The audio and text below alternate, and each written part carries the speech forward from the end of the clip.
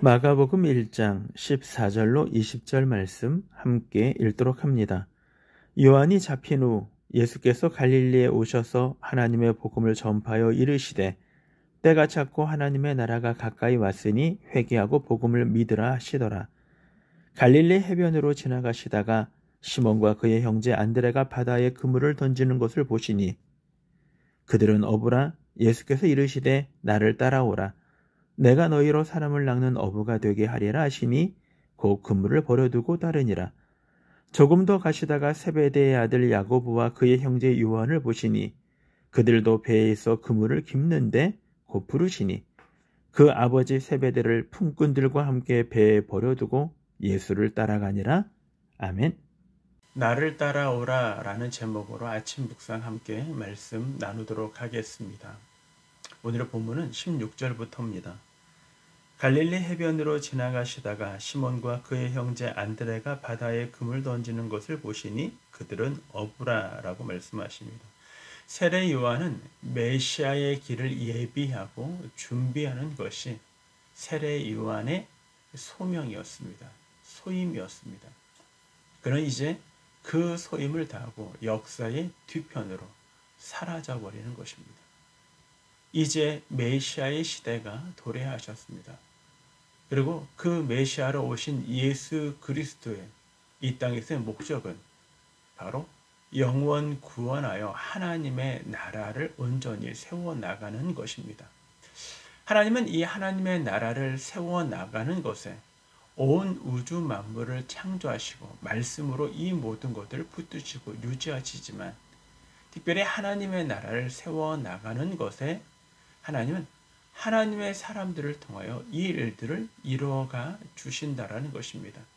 그런 면에서 하나님의 나라를 세워나가는 바로 복음, 영원 구원하는 이 일들에 소명을 갖고 사명을 갖고 이 일들을 감당하고자 12명의 제자를 불러주셨다라는 것입니다.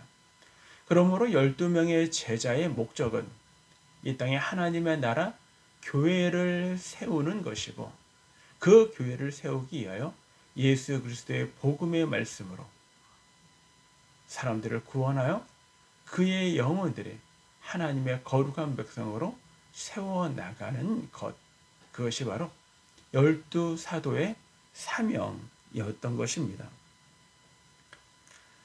그러므로 그런 면에서 12사도, 사도성은요 단회적인 것입니다. 단일성인 것입니다. 바로 그 시대에 특별한 목적을 가지시고 하나님이 불러주신 것이죠. 오늘날 목회자가 사도적 계승자나 그의 후계자들이다라고 이야기하는 것은 아무런 근거가 없습니다. 그리고 새로운 사도들, 신사도 운동도 아무런 근거가 없습니다. 왜냐하면 사도성은 바로 그때로 끝난 것이죠. 사도라 하면요, 예수 그리스도에게 친히 말씀, 예수 그리스도의 부름을 받은 자가 바로 사도인 것입니다. 예수 그리스도에게 직접 부름을 받지 못한 자는 사도일 수가 없다라는 것입니다. 그래서 교회를 세우시는 목적으로 17절 이렇게 말씀하십니다. 예수께서 이르시되 나를 따라오라. 내가 너희로 사람을 낚는 어부가 되게 하리라 하시니 라고 말씀하십니다. 우리는 여기서 첫 번째 생각해야 할 것은 부름입니다. 하나님이 12명의 제자, 하나님의 사도들을 불러주시고 계시다는 것입니다. 우리는 이 부름을 콜링이라고 얘기합니다. 네, 다른 말로 소명이다 라고 우리는 말하고 있는 것입니다. 하나님의 특별한 목적을 갖고 하나님의 사람들을 불러주셨다라는 것입니다. 그런데 이 부름은 어디에서 일어나는가? 네, 삶의 현장 속에서 일어났다라는 것입니다. 그래서 그들에게 나를 따라오라. 내가 너희를 사람을 낚는가 어부가 되게 하리라. 이 말씀은 누구에게 했냐면 시몬과 안드레에게 하셨습니다. 시몬과 안드레는 16절에 뭐하고 있었냐면 그들은 바로 갈릴리 해변에서 어부로서 일들을 감당하고 있을 때 하나님은 그들을 불러주셨다라는 것입니다. 뿐만 아니라 19절과 20절에 보면 세베대의 아들 야고보와 그의 형제 요한 역시도 바로 어부로서 그물을 깁고 있을 때 하나님이 그들을 부르셨다는 것입니다. 하나님의 부르신 이 소명은요, 우리의 삶의 현장 속에서 하나님이 우리가 일을 하고 있을 때 하나님이 우리를 불러주셨다는 것입니다. 그러면 그들이 어부라는 그의 직업이 바뀌었는가? 예수님을 부름을 받고 직업이 바뀌었는가? 아니죠. 직업은 여전히 그들은 어부입니다. 무엇이 바뀌었습니까? 삶의 목적이 바뀐 것입니다. 하나님이 우리를 불러주실 때 우리는 우리의 삶의 현장 속에서 하나님의 부름 앞에 우리의 삶의 목적이 바뀌어지는 것입니다. 내가 교사라면 내가 학생들을 가르치는 이 사명, 이 소임, 이 책임을 우리의 삶의 현장 속에서 일을 할 때 주님이 우리를 불러주셨다는 것입니다.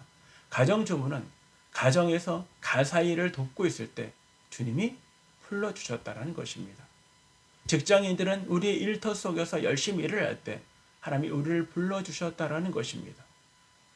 뿐만 아니라 다른 목적, 다른 환경 가운데 있더라도 그 환경 속에서 우리가 삶의 현장 속에 있을 때 하나님이 불러주셨다는 것입니다. 만약에 우리가 출세를 위하여, 미래를 위하여, 아니면 내가 어떠한 목적, 집을 사고자, 아니면 결혼을 하고자, 아니면 다른 목적들을, 여행을 가고자 목적을 갖고 내가 나의 일터에서, 나의 직장에서 내가 교사로서, 내가 주부로서, 내가 학생으로서 일들을 감당했다면 이 목적이 바뀌는 것입니다.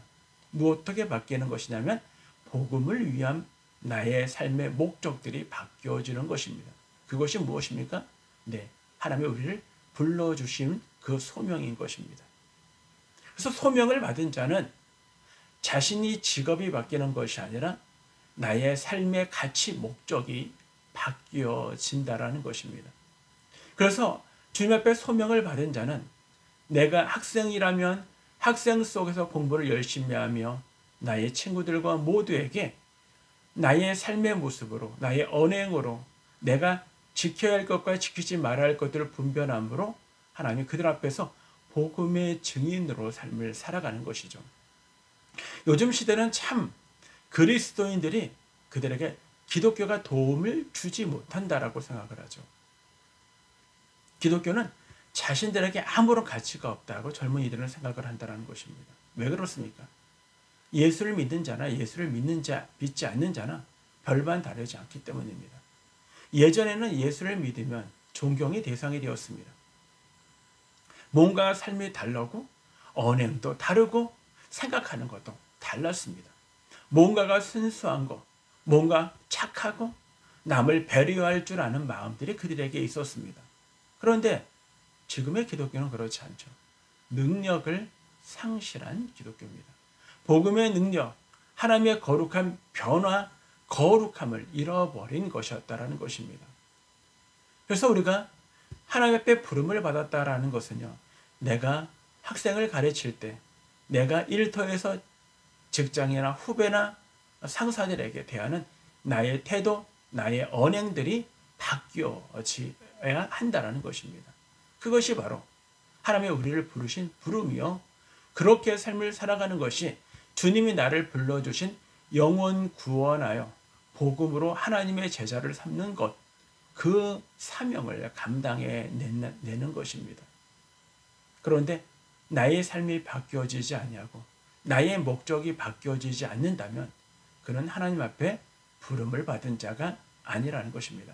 다니엘서에 보면요, 1장 18절에 보면 다니엘이 왕의 진미를 먹게 되어 있는데 다니엘은 그 왕의 진미를 먹지 않겠다고 뜻을 정하여 라고 얘기합니다.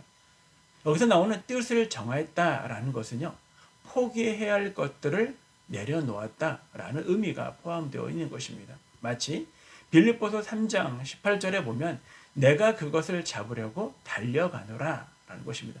예수 그리스도 앞에 잡힌 바 내가 그리스도를 위하여, 그리스도의 복음을 위하여 내가 달려가겠다라는 것입니다. 내가 예수를 믿는다라는 것은요, 내가 누리고 내가 욕심내는 모든 것들을 움켜잡고 그리스도의 복음을 위하여 삶을 살아갈 수 있는 건 아닙니다. 반드시 우리의 탐욕과 우리의 욕심들이 있다면 그것들은 내려놓아야 하는 것입니다. 남을 미워하는 마음들이 있다면 그걸 내려놓아야 하는 것입니다. 내가 저 사람을 밟고서라도 올라가겠다라는 마음이 있으면 그걸 내려놓아야 한다는 것입니다. 우리가 포기해야 할 것들, 그것들을 포기하고 버려야 할 것들을 버리는 것, 그것이 바로 주님이 우리를 불러주신 뜻을 정하였다, 주님 앞에 달려간다라는 의미를 라고 우리들에게 말씀하고 있는 것입니다. 그래서 우리는 부름을 받은 자는 두 번째로 버려야 할 것들을 과감하게 버려야 하는 것입니다. 그것이 바로 소명을 받은 자의 모습이죠. 18절에 이런 말을 합니다. 또 그물을 버려두고 따르니라 라는 것입니다. 그물, 그거는 삶의 현장 속에서 내가 반드시 해야 할 것들이죠. 쉽게 얘기하면 내 가정들을 돌보기 위하여, 내 미래를 준비하기 위하여 우리가 가져야 할 것들입니다. 근데 그것들을 포기하라는 것입니다. 이 말씀은요, 직장을 버리고 예수를 쫓아가라 라는 말씀을 이야기하고 있는 것이 아닙니다. 우리가 직업은 그대로 있다 그러니까 우리는 내가 직장 속에서 내가 지금까지 나의 입에 풀칠하기 위하여 내가 직장을 다녔다면 이것은 버려버리고 바로 복음을 위하여 그 직장 속에서 한 영혼을 구원하기 위하여 삶의 목적을 바꾸는 것을 의미하는 것입니다. 그것이 바로 제자요. 그리고 하나님의 거룩한 백성이요. 하나님의 부르심을 받은 자임을 우리들에게 말씀해 주고 있는 것입니다. 그래서 19절과 20절에도 동일하게 조금 더 가시다가 세베대의 아들 야고보와 그 형제 요한을 보시니 그들도 배에 있는 그물을 깁는데 곧 부르시니 그 아버지 세베대를 품꾼들과 함께 내어 버려두고 예수를 따라가니라. 포기할 것들을 포기했다라는 것입니다. 성경에서요, 하나님이 우리와의 관계를 어떻게 설명을 하냐면 언약 관계 이렇게 표현하고 있습니다. 성경에서 언약 관계라 하면요, 종과 언약을 맺지는 않아요. 누구랑 맺냐면 자기 백성과 자기 자녀와 언약을 맺어요. 그리고 그 언약, 왜 종과 언약을 맺지 않냐면 종은 계약 관계가 아니죠. 종은요, 명령 관계예요. 그래서 종과는 계약, 언약을 맺지 않는다라는 것입니다. 그래서 자녀와 백성에게 언약을 맺어요. 근데 이 언약이 뜻은 베리트라는 이 히브리어 단어는요, 일방적인 언약이에요. 우리는 이렇게 이야기할 때 있어요. 왜 저의 의사는 상관하지 않냐고 저를 직분을 세웠습니까? 저를 교사로 세웠습니까? 저를 일꾼으로 세웠습니까? 라고 이야기할 때 있어요. 물론 상의해야겠죠. 근데 특별한 케이스로 그렇게 안 할 때거나 본인이 연락이 안 되거나 할 때 그렇게 하는 경우도 있습니다. 하나님이 우리들에게 계약을 맺을 때 그건 일방적 계약이라는 것입니다. 언약이라는 것입니다. 왜요? 우리는 그 언약을 지킬 능력이 우리에게 없기 때문이에요. 우리는 그 언약을 지킬 수 없어요. 그걸 하나님이 아십니다. 그래서 하나님이 우리를 지킬 능력이 안 되기 때문에 하나님이 우리에게 일방적으로 계약을 통보하는 거예요. 그러면 우리 입장에서는 그걸 지킬 수 없는데 왜 하나님이 우리와 언약을 맺느냐? 보세요. 저는 못한다 그랬잖아요. 저는 할 수 없다라고 얘기했잖아요. 라고 이야기하는데도 왜 하나님이 우리와 언약을 맺으시냐라는 것입니다. 그것은요, 하나님의 의지를 갖고 그 언약을 반드시 이루시기 위해서요. 이 언약이 왜 우리에게 하나님이 참고 인내하시면서 우리의 언약을 이루어가 주시냐면 바로 예수 그리스도가 우리의 죄를 위하여 그분이 십자가의 죽으심으로 말미암아 그 보혈 때문입니다. 그래서 하나님이 하나님의 열심으로 하나님의 자녀들에게 가장 소중하고 귀한 하나님의 거룩한 백성 자녀가 되게 하시는 것입니다. 하나님의 능력으로 하시기 때문에 우리는 할 수 없지만 하나님이 우리를 이끌어 가시는 것입니다. 여기서 중요한 것이 무엇입니까? 하나님이 그 일을 행하실 수 있다는 믿음을 갖는 것입니다. 그 말씀 앞에 순종하는 것입니다. 그것이 우리의 하나님이 되어주시고 우리를 하나님의 거룩한 백성으로 이끌어 가주시는 하나님의 능력인 것입니다. 그렇습니다. 오늘 우리를 하나님에 불러주십니다. 그리고 우리에게 하나님 앞에 인생의 목적이 바뀌어지고 그 목적을 위하여 가치 있는 것을 위하여 우리가 버려야 할 것들은 포기하라고 말씀하십니다. 우리는 그거 포기할 수 있는 능력이 없습니다. 그러나 하나님이 이루실 것입니다. 우리가 할 수 있는 것은 그 말씀 앞에 순종하시고 그 말씀을 믿는 것입니다. 오늘 하나님이 저와 여러분을 우리에게 불러주셨습니다. 그리고 우리에게 이 소명, 복음에 대한 소명, 영원 구원의 소명, 그 하나님의 나라를 이루어가는 것을 저와 여러분에게 맡겨주셨습니다. 우리는 할 수 없습니다. 할 능력이 없습니다. 그러나 하나님이 우리가 어떠한 환경에서 말씀하실 때 순종하시고 믿고 따르시면 우리가 감당치 못할 놀라운 경험과 능력의 결과를 저와 여러분에게 허락해 주시는 것입니다. 오늘 우리의 일터에서, 우리의 캠퍼스에서, 우리의 직장 속에서, 우리의 가정 속에서 바로 복음의 증인들로 삶을 살아가시는 저와 여러분 모두가 되어지기를 주님의 이름으로 축원합니다.